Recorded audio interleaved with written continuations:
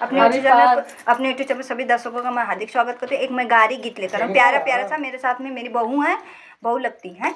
आप लोग को पसंद लगे तो लाइक सब्सक्राइब शेयर और कमेंट भी जरूर बताइएगा। बहुत अच्छा गारी गीत है भैया, बहुत सुंदर गारी गीत है।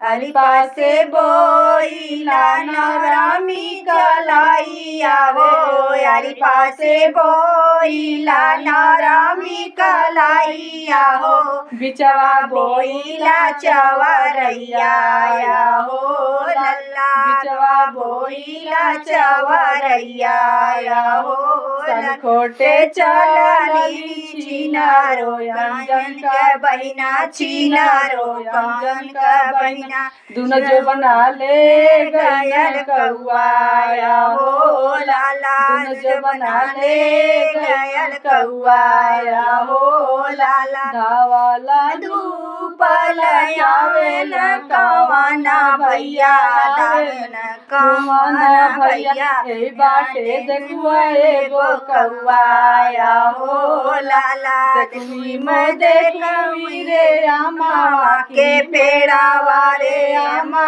के पेड़ावा रे, जो बना के करे उड़े गलुआया हो लाला।